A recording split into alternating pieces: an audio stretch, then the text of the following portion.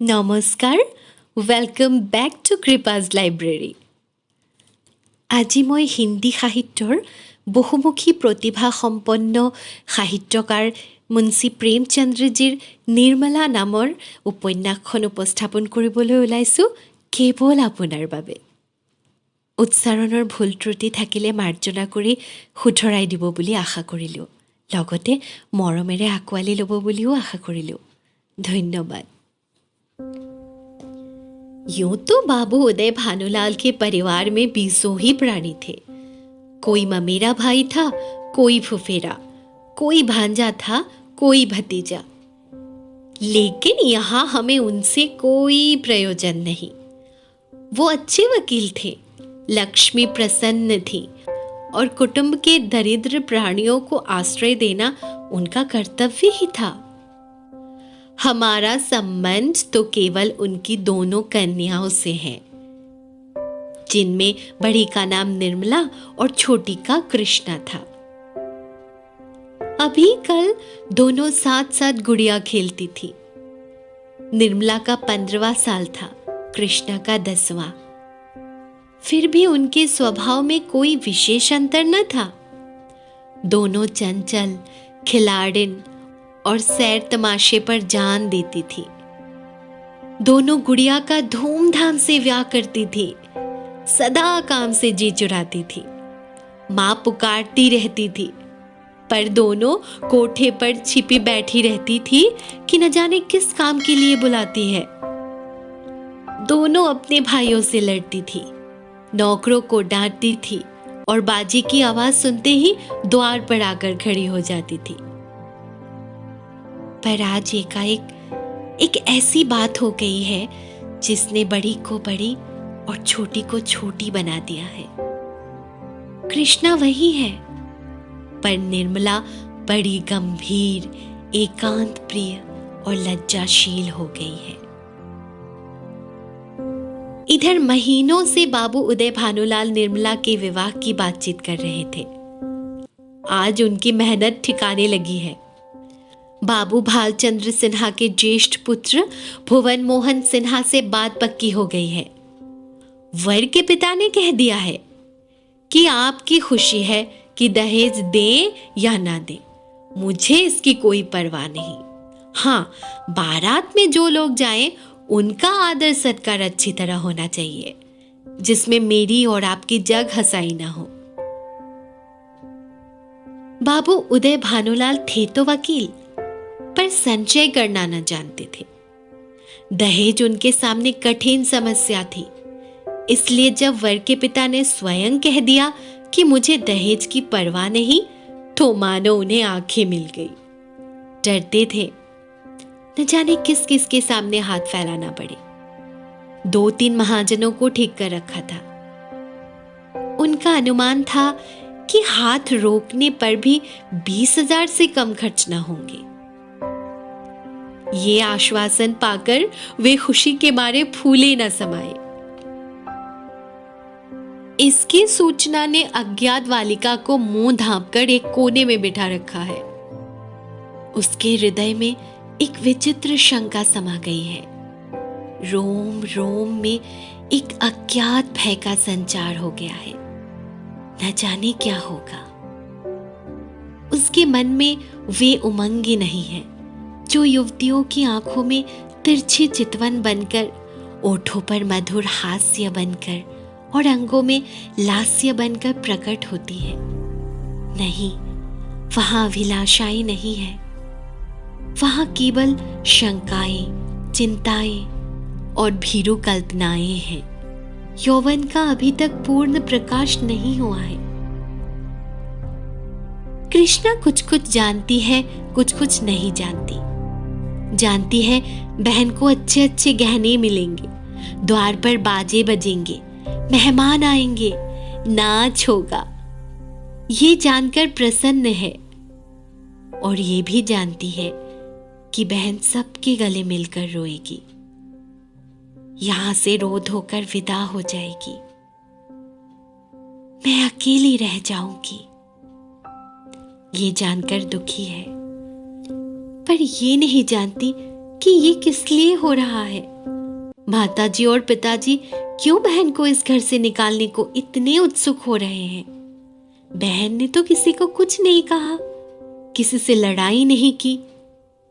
क्या इसी तरह एक दिन मुझे भी ये लोग निकाल देंगे? मैं भी इसी तरह कोने में बैठकर रोऊंगी और किसी को मुझ पर दया ना आएगी। इसलिए वो भयभीत भी है। संध्या का समय था। निर्मला छत पर जाकर अकेली बैठी आकाश की ओर तृषित नेत्रों से ताक रही थी। ऐसा मन होता था कि पंख होते तो वो उड़ जाती और इन सभी झंझटों से छूट जाती। इस समय बहुधा दोनों बहनें कहीं सैर करने जाया करती थी। बग्गी खाली न होती, बगीचे में ही टहला करती, इसलिए कृष्णा उसे खोजती फिरती थी। जब कहीं ना पाया तो छत पर आई और उसे देखते ही हंसकर बोली, तुम यहाँ आकर छिपी बैठी हो और मैं तुम्हें ढूंढती फिरती हूँ। चलो बग्गी तैयार कर आई हूँ। निर्मला ने उदासीन भाव से कहा, तू जा, मैं ना जाऊंगी। कृष्णा, नहीं मेरी अच्छी दीदी, आज जरूर चलो। देखो कैसी ठंडी ठंडी हवा चल रही है।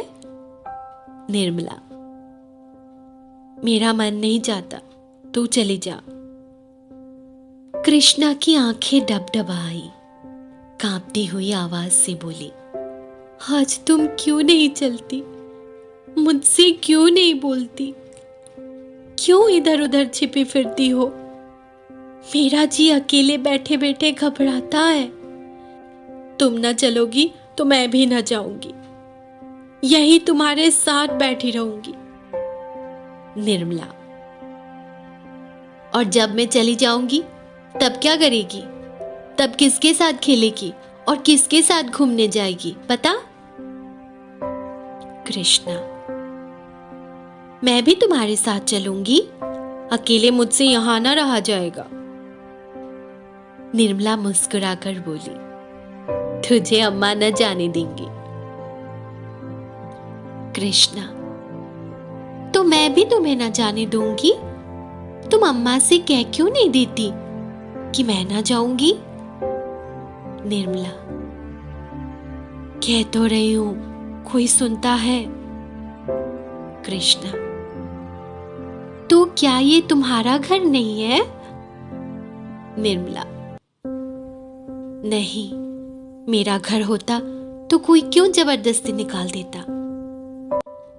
कृष्णा, इसी तरह किसी दिन मैं भी निकाल दी जाऊंगी।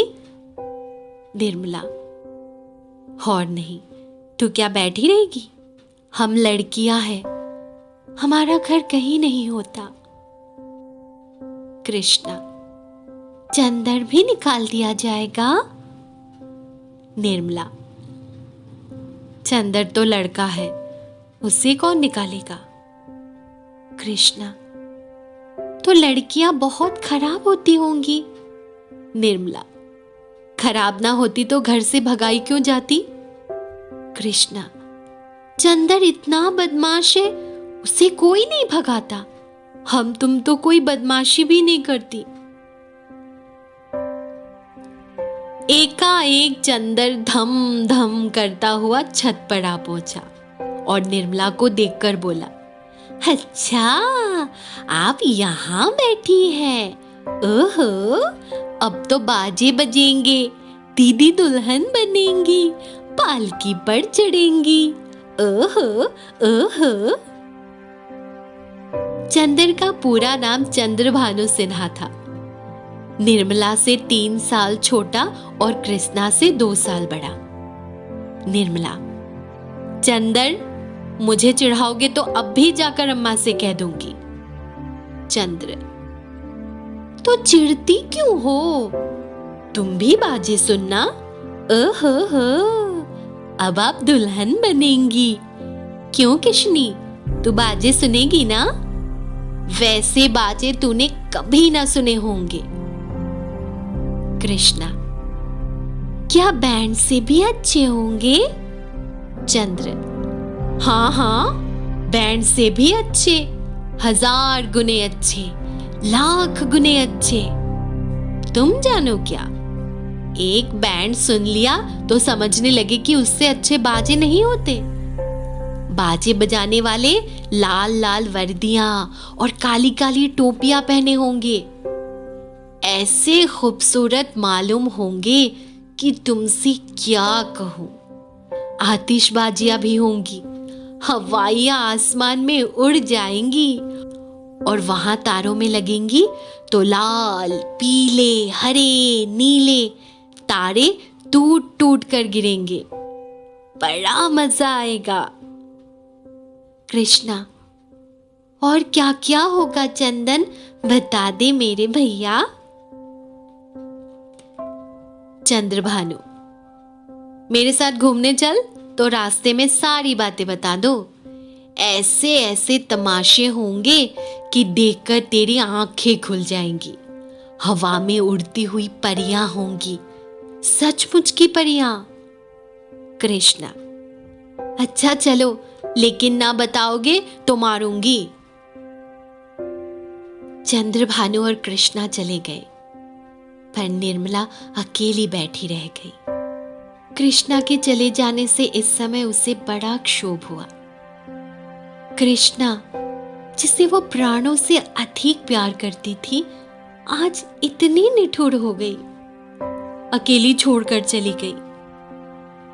बात कोई न थी, लेकिन दुखी हृदय, दुखती हुई आंख, जिसमें हवा से भी पीड़ा होती है। निर्मला बड़ी देर तक बैठी रोती रही। भाई बहन माता पिता सभी इसी भांति मुझे भूल जाएंगे। सबकी आंखें फिर जाएंगी, फिर शायद इन्हें देखने को भी तरस जाऊं।